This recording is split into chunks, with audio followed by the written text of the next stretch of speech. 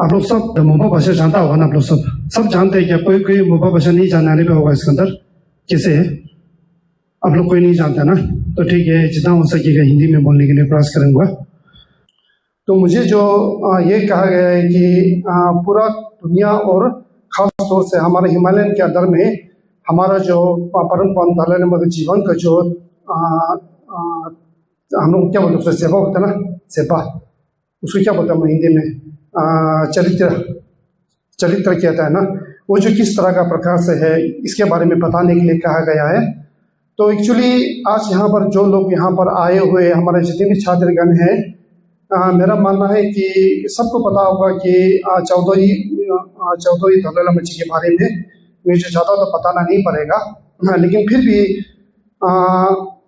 ख़ास तौर से कुछ बात है जो आप लोगों के सामने रखना चाहूँगा। तो अभी पूरे दुनिया के अंदर में मेरी जो परम पावन दलाई लामा जी का जो योगदान रहा है, जो बहुत महत्वपूर्ण कार्य किया है उन्होंने हम लोगों के लिए, पूरी दुनिया में जो लोग उन सभी के लिए, उनके बारे में अभी मेरा जैसे एक आम इंसान आप लोगों के सामने आकर कुछ एक दो शब्द में बताने से जो बता पाने का ऐसा कुछ नहीं है, क्योंकि उनका जो योगदान रहा है पूरी दुनिया में वो सबको पता है कितना बड़ा है। उनका जो कार्य किया है उन्होंने, मुझे कितना बड़ा कार्य किया है ये आप सबको पता है। तो मैं इसके बारे में आप लोगों को ज़्यादा नहीं कहूँगा। मैं आप लोगों को ये बताना चाहूँगा कि ये चौधरी दलाई लामा जी जो है उनका जीवन चित्र से जुड़ा हुआ जो हमारा मेन जो अरुणाचल प्रदेश के अंदर में उनका क्या योगदान रहा है, इनके बारे में भी एक्चुअली आप लोग सबको पता होगा। फिर भी कुछ बात जो है शायद आप लोगों को नहीं पता होगा, या कुछ बात होगा जो आप लोग भूल चुका होगा, या कुछ बात आप लोग जो आप लोगों को ध्यान में नहीं होगा, उसका कुछ मुद्दा जो आप लोगों को बताना चाहूँगा। फर्स्ट जो है हमारा ये मेन का जो संस्कृत हम लोग ऋषियों, हम लोग छः ऋषियों बोल के हम लोग अपने छः ऋषियों के नाम से जानते हैं। इन पर जो परम पावन दलाई लामा जी का बहुत बड़ा योगदान है, शायद आप लोग सबको पता है। क्योंकि अगर परम पावन दलाई लामा जी से जो आज हमारे साथ हमारे मूल गुरु नहीं होने से, तो आज क्या हमारा मन में आज भी मन का ऋषियों इसी तरह से जो रहा होगा, मन का छः इसी तरह से रहा होगा, ये हम लोग सोचने का एक बात, हम लोगों के लिए एक सोचने की बात है। क्योंकि बहुत सी जगह में ऐसे है कि शायद आप लोगों को पता होगा, पूरा अरुणाचल का अंदर में परम पावन जो दलाई लामा जी ने हमें बुद्ध दर्शन का एक मार्ग, इतना अच्छा मार्ग दिखाने के बावजूद हमारे अरुणाचल के अंदर में इतना जो हमारा जो बुद्धिस्ट का जो संख्या इतना कम क्यों है, ये भी हमारे लिए एक बहुत बड़ा एक क्वेश्चन है। तो सबसे महत्वपूर्ण बात अभी इसमें क्या है बोलने से, अभी तक जो परम पावन दलाई लामा जी ने जो हम लोगों के लिए जो योगदान दिया है, उनका जो अपना जीवन में जो उन्हें बहुत महान कार्य जो हमारे हिमालय और हमारा अरुणाचल लोगों के लिए जो किया है, उसके बावजूद हमारे हिमाचल के अंदर में जो बुद्धिस्ट का संख्या इतना कम क्यों है। तो हम लोग आगे बढ़कर आगे जाकर हम लोग की तरफ से क्या करना है, हमारा एक्चुअली सोचने से अरुणाचल जो एक बुद्ध देश हम लोग माना जा सकता है, बुद्ध देश को माना जा सकता है। क्योंकि जैसे जो तिब्बत को एक बुद्ध देश के नाम से जाना चाहता है, इसी तरह अरुणाचल को एक बुद्ध देश के नाम से जाना चाहता है बाहर में। लेकिन अगर अंदर ढूंढने से जो बुद्धिस्ट की जो संख्या है ना, वो बहुत कम है। ये क्यों है, किस लिए है और किस कारण है, इस पर भी एक सोच विचार हम लोगों को करना बहुत ज़रूरी है। क्योंकि आने वाला समय भविष्य में इससे भी कम होने का बहुत जो अभी क्या बोलते हैं उसको खतरा बढ़ चुका है। अगर अच्छा से सोचेगा तो अरुणाचल जो हम लोग बुद्ध देश क्यों माना जाता है उनसे, अरुणाचल में आपका देख लो, अरुणाचल में बहुत पुराना मठ और बहुत पुराना जो पवित्र जगह, जिसे आपका हो गया तोंग में हो गया, ने बमजू हो गया, ने बगाजंग हो गया, उसके साथ में आपका हो गया नेचरी हो गया। उसी तरह का मैंने जो कितना बड़ा मैंने जो पवित्र जगह वहाँ पर है बुद्धिस्ट का, उसके बावजूद वहाँ पर बुद्धिस्ट धर्म करने वाला कितना कम है। अगर हम लोग अच्छा से सोचने से केवास्थान के सो, जिसे हम लोग मैंने जो सिस धर्म के नाम से जाना जाता है, उसके समय में भी हमारा मैंने जो मेन जो एक बुद्ध देश उसके नाम उससे एक मैंने जो बहुत बड़ा एक जुड़ा हुआ, उससे मैंने जो तिब्बत से जुड़ा हुआ एक है। अगर अच्छे से सोचेगा तो सिर्फ हम लोग ये सोचते हैं कि ग्यावा सावन के जैसे तो हमारा मन में जन्म हुआ है, उनका जन्म मन से हुआ है, तो ग्यावा सावन के असो तक ही ग्यावा सावन के असो का तरफ से शायद हमारा जो ये धर्म जी के साथ में जो हमारा रिलेट है उसके तौर से हुआ है, ऐसे सोचने से ये भी गलत है। अगर उससे ऊपर सोचेगा तो पांचवी दलाई लामा का तरफ उसके समय में भी क्या था बोले से, उसके समय में भी जो हमारा मन जो ग्यावा जी का जो दर्शन से जुड़ा हुआ था, मन का जो हमारा रिश्यू है ना वो लोग सब उससे जुड़ा हुआ था। क्योंकि शायद किसी को पता होगा और किसी को पता नहीं होगा, हमारा ये तोंग गोबा जो बहुत ही जो एशिया के अंदर बहुत ही जो पुराना मठ माना जाता है, तो उसके हिसाब से हमारा तोंग गोबा जो सबसे पुराना मठ माना जाता है एशिया के अंदर में, वो भी पांचवी दलाई लामा के दौरान निर्माण हो पाया हुआ है, उसका निर्माण हो पाया है। तो इसके थोड़ से अगर सोचने से दलाई लामा जी जो हम लोगों के लिए कितना जो उसको क्या बोलते हैं हम लोग, अभी हम लोग अगर उसको टिबेटन भाषा में बोलने से कठिन चिंबो एहसान मान, उनका एहसान कितना रहा है हमारे ऊपर में, ये भी सोचने की बात है। फर्स्ट दलाई लामा से लेके 13 दलाई लामा का पूरा योगदान को मिला के भी अगर हम लोग 14वीं दलाई लामा जी का योगदान को अगर हम लोग उन दोनों को हिसाब करेंगे तो 14वीं दलाई लामा जी का योगदान जो उनसे भी बड़ा है, उन लोग से भी उनका योगदान ज़्यादा बड़ा माना जाता है। तो इसके हिसाब से अगर अच्छा से सोचने से दलाई लामा जी वो भी पधारा हुआ, जो हमारा कहाँ से पधारा हुआ, उनसे हमारा ये चिंतन साइड है ना, केंजामानी वहाँ से पधारे हुए है, सबको पता है ये तो ना। उसके हिसाब से उसके बाद में यहाँ पधार के अभी भारत देश में पधारने के बाद में कितना साल 24 ईयर्स के बाद में जिरांग में 1983 को काला चक्र किया था परम पावन दलाई लामा जी ने जिरांग में। ये शायद आप लोग सबको पता होगा। 1983 को उसने 14वीं दलाई लामा जी ने जिरांग में काला चक्र किया था। उससे पहले 1683 को ताओ में ग्यावा सावन के असो का जन्म हुआ था। 1683 को अगर ये साल को आप लोग सोचेगा तो ये एक इतिहास नहीं है, इसे उन्हें जो नहीं है। अगर अच्छे से सोचने से दोनों 83 को पड़ता है। एक जो 683, एक जो 983। अगर 6 को हम लोग उल्टा कर देगा तो 9 बन जाएगा वो भी। तो उसके हिसाब से भी अगर हम लोग सोचने से ये हम लोगों के लिए बहुत एक अच्छा सौभाग्य, एक समय और बहुत बड़ा योगदान जो 14वीं दलाई लामा जी टिबेट से यहाँ भारत में पधार के 26 साल के बाद 24 ईयर्स के बाद में हमें उनका सबसे बड़ा पूजा माना जाता है। काला चक्र का जो सौभाग्य हमारा जिरांग में हुआ था वो हमें प्राप्त हुआ है, हम सभी मूलवासी को प्राप्त हुआ है। अगर सोचने से उस समय में 1983 को अगर सोचने से आप लोग शायद मुझसे भी शायद आप लोग जो साल में छोटा होगा तो हम लोग उसमें पैदा भी नहीं हुआ था, हमारा जन्म भी नहीं हुआ था उस समय में।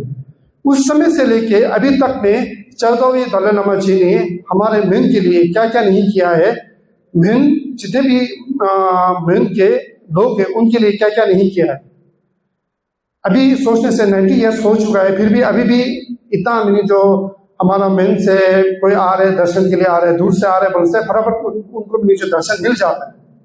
इतना उम्र होने के बाद भी हम मूलवासियों के लिए इतना प्यार, उनके मन में इतना प्यार, एक अपनापन जो उन्होंने अपने अंदर रखा है वो हम लोगों को समझते हैं।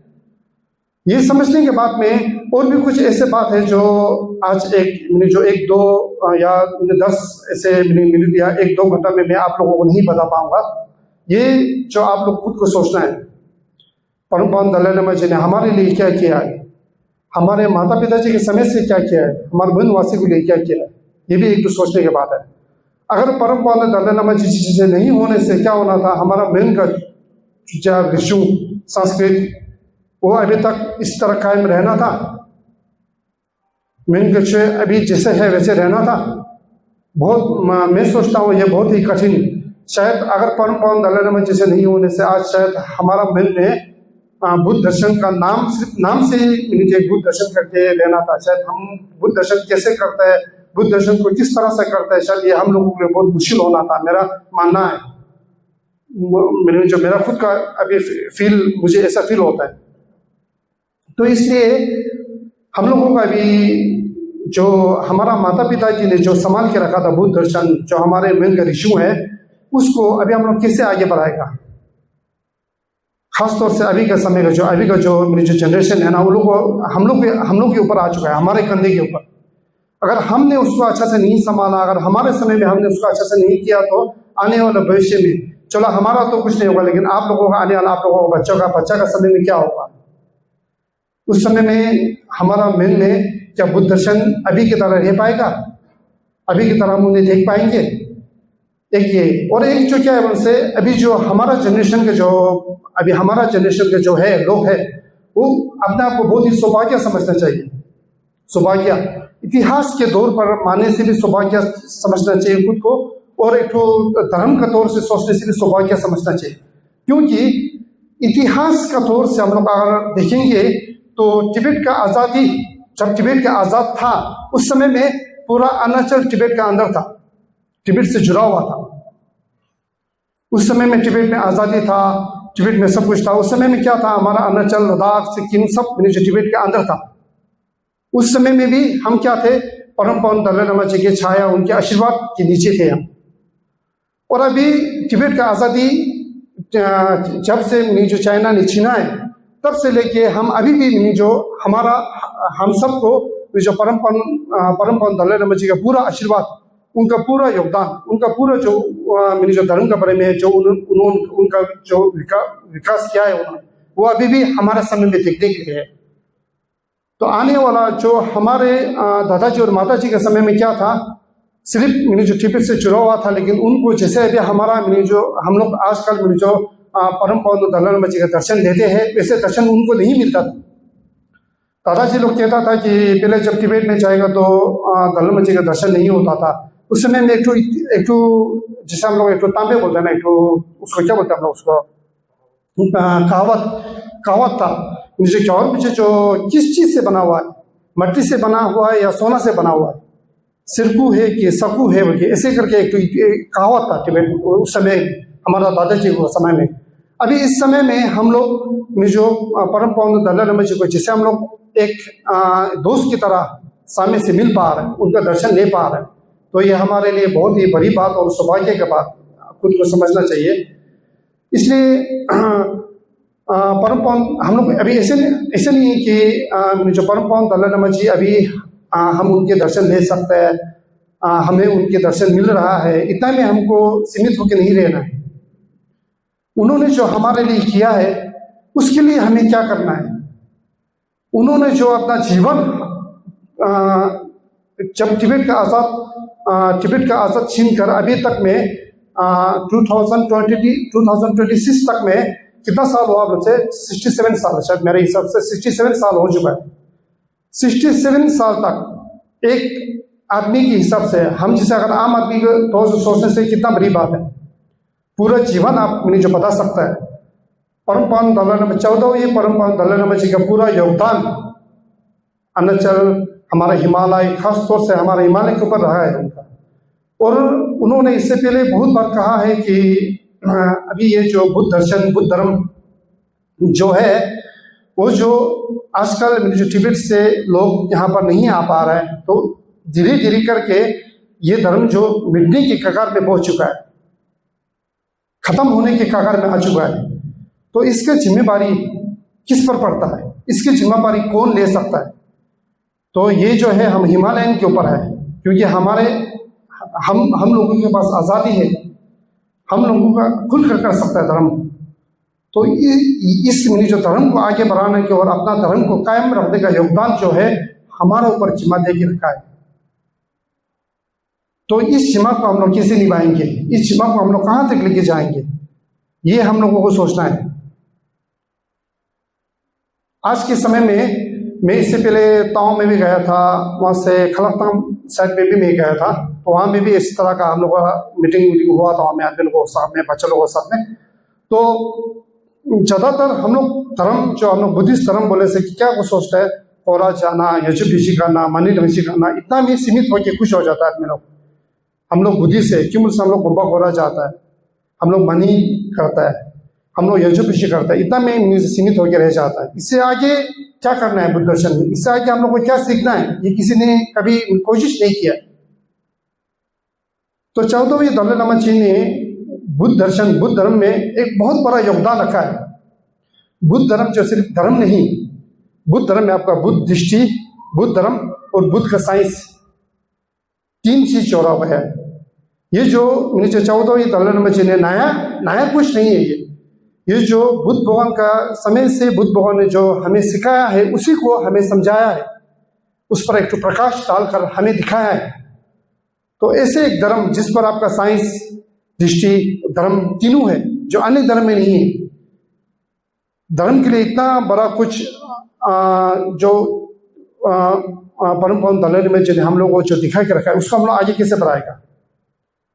पहले एक समय था, उसमें क्या होता था कि जो बड़ा बड़ा विज्ञान साइंटिस्ट लोग था, वो लोग धर्म को नहीं मानता था। उनके लिए साइंस और धर्म जो अलग है, जो साइंस पढ़ता है, जो साइंस सीखते हैं, वो लोग धर्म नहीं करता है। जो धर्म करते हैं वो लोग साइंस को नहीं मानते। ऐसे एक समय था पहले। लेकिन 14वीं दलाई लामा जी ने भारत देश में जाकर बड़े बड़े विज्ञानों के साथ मिलकर उन्होंने सब जो बातें कर उन्होंने जो बुद्ध दर्शन, बुद्ध धर्म और बुद्ध साइंस के बारे में उन्हें बताया, तो उन्हें सीख मिला कि ये बुद्ध धर्म जो धर्म नहीं है, ये साइंस है। कोई बड़ा बड़ा साइंटिस्ट ने इतना तक भी कहा है, और कोई है बड़ा बड़ा साइंटिस्ट है, शायद नाम मुझे नहीं पता, शायद वियतनाम का एक बहुत बड़ा साइंटिस्ट है, उन्होंने ये कहा है कि अगर भविष्य में साइंस के साथ कदम से कदम मिला के जाने वाला अगर कोई धर्म है तो वो बुद्ध धर्म है। बुद्ध धर्म के सिवा अन्य धर्म ऐसे नहीं है, उन्होंने इतना तक में माना है। और आप लोग ने आजकल यूट्यूब पे भी देखा होगा, फेसबुक पे भी देखा होगा, बाहर का जो अमेरिकन से आया हुआ, इंग्लैंड से आया हुआ, या मैं आके नाम लोगों से डिबेट किया, आप लोगों ने देखा होगा। उन लोगों पास में डिबेट सीखना, उन लोगों के लिए डिबेट करना कितना बड़ा मुश्किल रहा होगा। अगर उनके हिसाब से हम लोग सोचने से हम लोग के लिए बहुत ईजी है, हम लोग के लिए बहुत आसान है, फिर भी हम लोग नहीं कर पा रहे। क्यों, किस लिए? इसका वजह क्या है? आजकल का जनरेशन के अंदर क्या है, बाहर का जो नहीं होता है, जैसे पार्टी, बाहर में आपका फैशन करना, उसमें ज़्यादा अभी का मन उसमें ज़्यादा लगा रहता है। ये मैं नहीं कह रहा हूँ, ये आप लोग शायद आप लोग ने देखा भी होगा, ये हकीकत है। अभी देखो, एक जगह में पार्टी है, वहाँ में शराब पीना सब अलाउड है, वहाँ में डांस करना है, इसे नाचना है, जैसे वहाँ बहुत संख्या में लोग जमा होते हैं अरुणाचल के अंदर में। अभी जहाँ पूजा होगा, बुद्ध दर्शन के बारे में आप लोगों को बताया जाएगा, वहाँ पर बुलाना पड़ता है, आओ आप लोग, जैसे भी आओ, वहाँ आप लोगों को इन्वाइट करेगा, आना पड़ेगा, आप लोगों को जबरदस्ती करना पड़ता है। ये क्यों, किस लिए? क्या आप लोगों को एक बुद्धिस्ट होने के बावजूद क्या आप लोगों को अपना धर्म से प्यार नहीं है? क्या आप लोग नहीं चाहते कि हमारा धर्म आज तक जैसे रहा था वैसे आने वाला भविष्य में हमारे बच्चे के समय में भी ऐसे रहे? क्या आप लोग ऐसा नहीं सोचते हैं? ये क्या आप लोगों का जिम्मेदारी नहीं है? ये हमारा जिम्मेदारी नहीं है? हमारा, कुछ लोग बोलते हैं कि हमारा माता पिता के समय में नॉलेज नहीं था उनका, हमारे समय में नॉलेज है। ऐसे नॉलेज का क्या करेंगे जो खुद का ऋतु रिवाज, खुद का संस्कृत को बचा नहीं सकते वाला ऋतु, इसे जो नॉलेज को लेके क्या करेगा? ये भी सोचने की बात है। इसलिए जितना हो सकेगा परम पावन दलाई लामा जी ने जो हम लोगों के लिए योगदान दिया है, जो हमारे लिए उन्होंने किया है, उनके लिए अभी हमें उनका कर्ज चुकाने का समय अभी है। क्योंकि उनका मानना है, उनका विश्वास है, उनका आशीर्वाद है हमारे ऊपर। अगर हम करेंगे तो कर सकेंगे। हमारे पास करने का पूरा जो फैसिलिटी जो है हमारे पास है, हमारे हाथों में। एक तौर से अरुणाचल का अंदर अगर हम देखा जाएंगे तो हमारे चीफ मिनिस्टर पेमा खांडू जी खुद बुद्धिस्ट है। अगर हम लोग खुद आगे बढ़ेंगे तो उनका पूरा सहयोग रहता है हमारे ऊपर। इतना जो फैसिलिटी हमारे ऊपर होने के बावजूद भी हम आगे नहीं बढ़ पाते। क्यों? पहले हम लोग जो फास्ट यहाँ गांधी जैसे जगह में जब हम पहुंचे थे तो यहाँ पर ज़्यादा टीचर जो था वो लोग तिब्बत से था। उनके पास जाके हमें सीखना पड़ता था, उनके पास जाके रहना पड़ता था। अभी ऐसा नहीं है। अभी हमारा खुद का मैं का अंदर से बहुत बड़ा बड़ा किसी है, बहुत बड़ा बड़ा अलार्म निकल चुका है, उनके पास जाके सीख सकता है। आपको बुद्ध दर्शन के बारे में सीखने के लिए एक छोटे बच्चे का नाम होना या ऐसे होने की जरूरत नहीं। एक बड़ा बुद्ध दर्शन के बारे में पता, जिसने पढ़ा है, जो बुद्ध दर्शन के बारे में पढ़ाई करके अलार्म बना है, उन लोगों के सामने जाके आप सीख सकता है। इससे बहुत लोग अभी हमारा खुद मेन से निकला हुआ है। अभी लद्दाख में जाके आप लोग देख लीजिए लद्दाख कितना आगे है। मैं ये नहीं कहूँगा कि बुद्ध दर्शन जो हमारा मेन से ज़्यादा लद्दाख में आदमी लोग मनाते हैं, लद्दाख में ज़्यादा मानते हैं, मैं ये नहीं कहूँगा। मानने में शायद हमारा मेन आगे, अगर लद्दाख आगे नहीं उनसे मेन पीछे नहीं, बराबर हिसाब में। लेकिन किस तरह से मानना है, उसको किस तरह से करना है, किस तरह से बुद्ध दर्शन को हम लोग सीखना है, ये चीज़ में लद्दाख आगे है। इसलिए आज तक जो हम लोग को जो सोच देकर हम लोग जो पीछे अभी तक आगे नहीं बढ़ पाया, उसका कारण क्या है, इसको सोच के अभी सिर्फ हम लोग मुख से जो दलाई लामा जी का दर्शन लेना, उसका आशीर्वाद मिला है, कि खुश होने से कुछ नहीं होगा। उनका जो उन्होंने जो मार्ग दिखाया है हमें, उन्होंने जो हमें करने के लिए जो एक विश्वास हमारे अंदर उन्होंने जो जगाया है, उन्हें हमें कायम रखना है।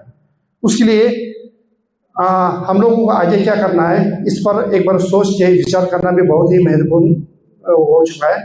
और एक जो क्या है साहब, ये हमारा 17 तारीख को 17 को हम सब मिलकर साथ में यहाँ से सुबह शायद 8-9 बजे तक में हमारा दर्शन है परम पावन दलाई लामा जी का। उस समय में जो आप लोगों को क्या करना है, कैसे सोचना है, क्या सोच देकर आप लोगों को दर्शन लेना है, इसके बारे में थोड़ा बताने के लिए बताया था। तो एक्चुअली सबको पता होगा, क्योंकि आप लोग तो यहाँ में मेन छात्र समिति की ओर से जितने भी मेरी जो बैठक बुलाएंगे उसमें ज़्यादातर आप लोग शामिल होते रहते हैं। तो उनमें आपको बताता है कि धर्म किस तरह करा जाता है, दर्शन बुद्ध दर्शन को किस तरह से मनाया जाता है, ये आप लोगों को ज़्यादा पता होगा। तो आप लोगों को जब हम लोग यहाँ से परम पावन दलाई लामा जी के दर्शन के लिए जाएंगे, तो हमें ये सोचना है कि हम एक आम इंसान के दर्शन के लिए नहीं जा रहे हैं। जिसे हम लोग देख पा रहे हैं, हमारा नज़र में वो आम इंसान नज़र आ सकता है, हमारे तरह एक आम इंसान देख सकता है मुझसे, हमारे नज़र में इस तरह के नज़र आ सकता है, लेकिन जैसे हमें नज़र आता है वैसे नहीं है। परम पावन दलाई लामा जी जो चेलिसी का असली रूप, तो हम लोग उसका दर्शन लेने के जाने के समय में भी हम एक आम ऐसे जैसे ऋषि को दर्शन लेने जा रहे हैं ऐसे नहीं सोचना है। हम लोग आज असली जो चेलिसी से मिलने जा रहे हैं। चलो हमें नज़र जो आ रहे हैं चेलिसी छात्रों चिंतों तो नज़र नहीं आ रहे, फिर भी हमारा मानना है, हमें विश्वास है कि ये वही है, हम उसी की शरण में जा रहे हैं, ऐसे एक सोच देकर। और ऐसे मौका जो मैंने आप लोगों को बताया था कि हमारा दादाजी ने जो आई महीने का समय में उनको भी इतना सौभाग्य प्राप्त नहीं हुआ जो हमें हो रहा है।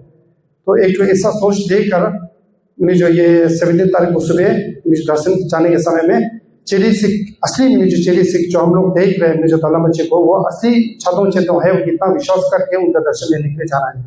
और दर्शन लेते समय में जो अभी कोई जो अभी नहीं नहा के, या फिर कोई फिर कभी कभी से हम लोग हाथ कहीं पर शुक्र घंटा होकर ऐसा आ जाता है ना, उस समय वैसे नहीं करना है। ये खुद को पाप मिलेगा। हम लोग दर्शन क्यों ले रहे हैं? खुद को जो पुण्य होने के लिए, खुद का अच्छा होने के लिए हम लोग दर्शन के लिए जा रहे हैं। इसलिए हम लोग को क्या करना है, एक दिन पहले नहा के साफ सुथरा करके सुबह से मुख लोग धुला के ब्रश टॉप करके उसका दर्शन के लिए जाना है। जितना हो सकेगा खुद को साफ करके जाना है। क्योंकि कभी कभी क्या होता है कि हमारे कारण हम साफ नहीं रहते, उनके कारण से जो दलाई लामा जी को हमारा गंदगी से बीमार होते हैं। तो इसके कारण हमें बहुत जो हम लोग क्या करना चाह रहे हैं, अच्छा काम के लिए चाह रहे हैं, लेकिन उसके लिए क्या होता है, पाप भी हो सकता है हमको ना।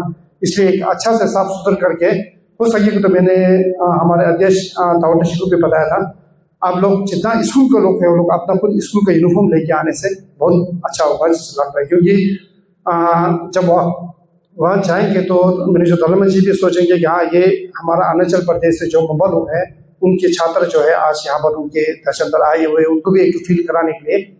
क्योंकि एक्चुअली तो उनको पता रहता है, फिर भी कभी कभी हम लोग को जो नसीब में ऐसे नहीं है कि हम लोग जैसे अभी उसको चेलिसी है, लेकिन चेलिसी के रूप में दर्शन नहीं ले सकते हम लोगों के पास में इतना सौभाग्य नहीं है। इसलिए हम लोगों को दिखाना पड़ता है। इसलिए हम लोग अच्छा से सोच लेकर जाने के लिए ये बहुत महत्वपूर्ण है। और सबसे महत्वपूर्ण क्या है बोलसे, यही है कि परम पावन दलाई लामा जी 14 परम पावन दलाई लामा जी का कितना बड़ा योगदान हमारे अरुणाचल, अभी हिमालय के अंदर में लद्दाख सिक्किम इस तरफ पे तो है, वो तो आज बताने की जरूरत नहीं है। लेकिन हमारा अरुणाचल के अंदर में जैसे बताया था मैंने, तिब्बत का आज़ादी जब छीना था चीन ने, तो वहाँ से भारत में पधारने के बाद में 14 साल के बाद में हमारा दिरांग में 1983 को एक कला चक्र का दर्शन भी किया था। और सबसे पहले पधारने में भी मुइनतों से पधारे थे। यहाँ तक कि नहीं 14वें दलाई लामा बल्कि नहीं है, बल्कि इससे पहले जो है हमारा 6 दलाई लामा उससे पहले में जो ये 5वें दलाई लामा है, उसके समय से भी बहुत बड़ा योगदान हमारे अरुणाचल में रहा है। अभी हम लोग जिसे देख सकते हैं, जिसका दर्शन ले सकते हैं, तवांग गुम्बा एशिया का तो सबसे पुराना गुम्बा को माना जाता है।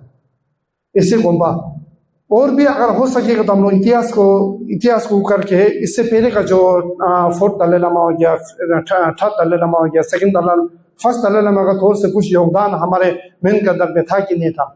अगर उसका सीधा उनकी तरफ से योगदान नहीं होने से भी फिर उनका कोई छात्रा जो पढ़ कर उनकी तरफ से कोई योगदान था कि नहीं था, ये भी हमें भी इनके ऊपर रिसर्च करना चाहिए,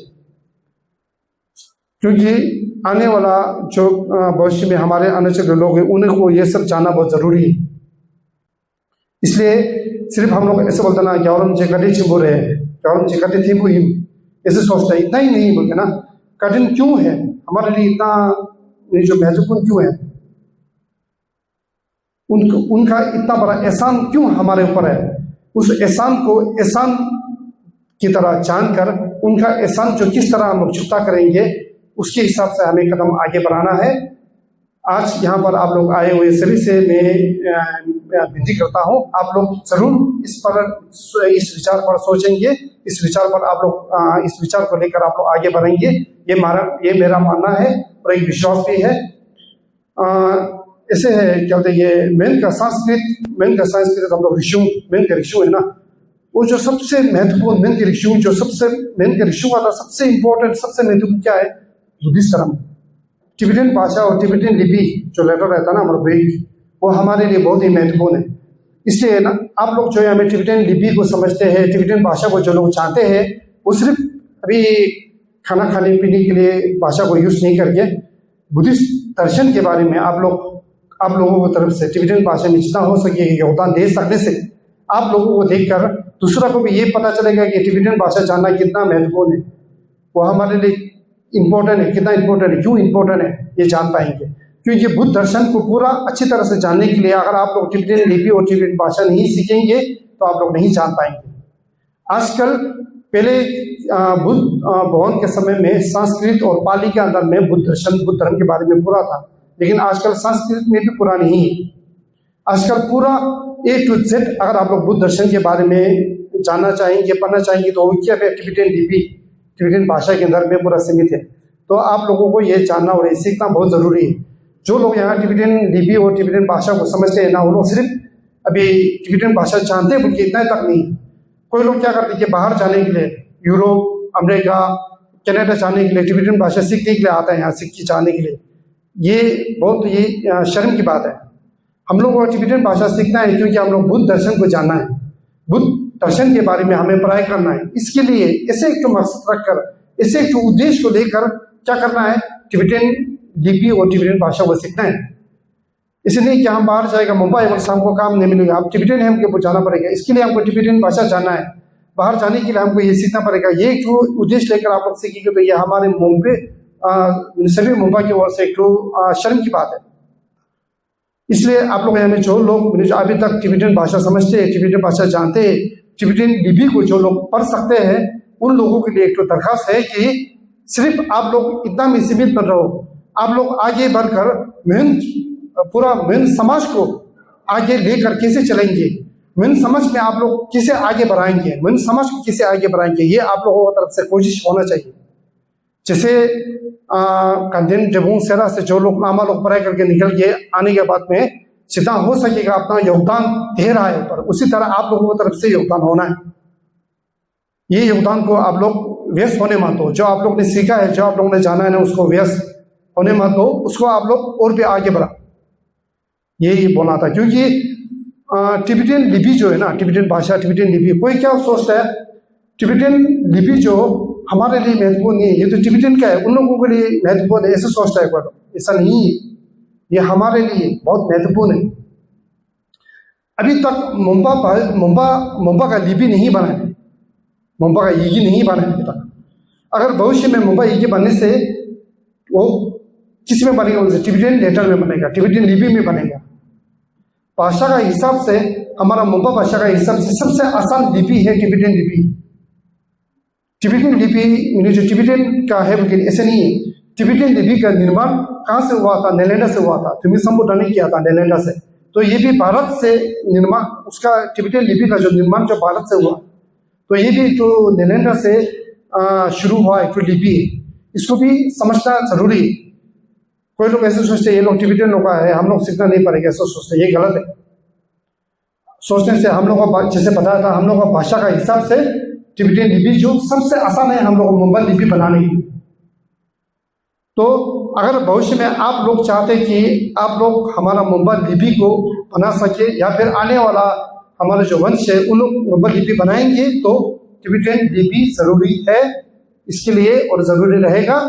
हमारा मुंबई भाषा का हिसाब से मुंबई लिपि ना इंग्लिश में बन पाएगा, ना हिंदी में बन पाएगा, ना संस्कृत में बन पाएगा, ये क्या में बन पाएगा? टिबेटन में बन पाएगा। इतना विश्वास आप लोग रख सकते हैं। सिक्किम में भी लास्ट टाइम जब हमारा इंडियन हिमालय काउंसिल के तौर से दिल्ली में एक मीटिंग हुआ था, उस समय में सिक्किम में सिक्किम का लिपि बन चुका है, वो भी टिबेटन में बनाया गया है।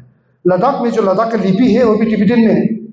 और लद्दाख में टिबेटन लिपि का महत्वपूर्ण इतना है कि घर हो या होटल हो या जो भी एक रिसोर्ट हो या फिर कुछ भी हो, उसका बाहर में आप एक टेस्ट लगाएंगे तो उसमें टिबेटन का लिपि आना ही आना है। टिबेटन लिपि से कुछ लिखना है, नहीं तो उनको फाइन लगता है।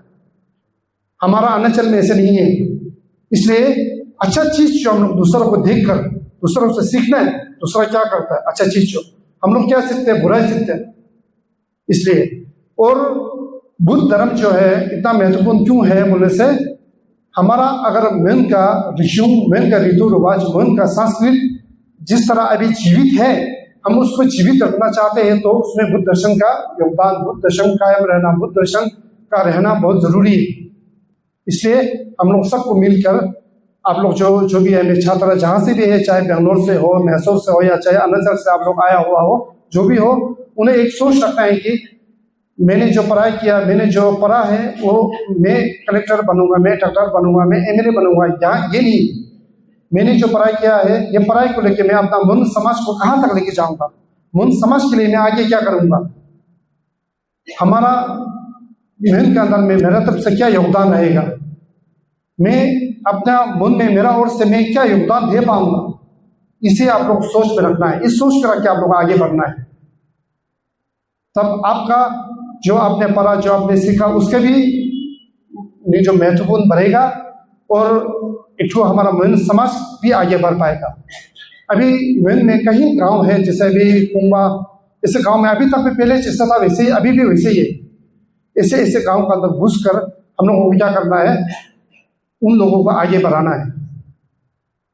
इसलिए मैं आप लोगों से दरखास्त करता हूँ, आज सिर्फ हम लोग यहाँ में जो विचार की तरह नहीं करके 14वीं दलाई लामा जी सिर्फ नहीं बोल के फर्स्ट दलाई लामा से लेके अभी तक दलाई लामा जी जितने भी दलाई लामा जी का अवतार प्राप्त हुआ है, उन्होंने के तौर से हमारा मन में क्या योगदान रहा है, खास तौर से 14वीं दलाई लामा जी ने हमारे मन में क्या किया है, उन्हें उनका महान कार्य क्या रहा है हमारे मन में, उनका सोच क्या है, उनके तरफ से हमारे मूलवासियों को क्या उम्मीद, उनके तरफ से क्या उम्मीद है, हम क्या कर सकेंगे उन्हें लिए। जैसे जो माता पिता अपना बच्चा को बहुत योगदान देते हैं, तो बच्चा सोचता है कि मेरा माता पिता जो कर्ज है मेरा ऊपर, अभी उस कर्ज को चुकाना है। उसी तरह हम 14वीं दलाई लामा जी को भी नहीं है, हर एक दलाई लामा जी का कर्ज हमारे ऊपर है। इस कर्ज को चुकाना है अभी हमें, तो किस तरह से चुकाएगा, ये आप लोगों और हम सब के हाथों में है। इसलिए आज बस यहीं तक मैं करूँगा, तो फिर हम लोग 17 को फिर मिलेंगे सुबह। तो सबको टाशी तिले, नमो बुद्धाय।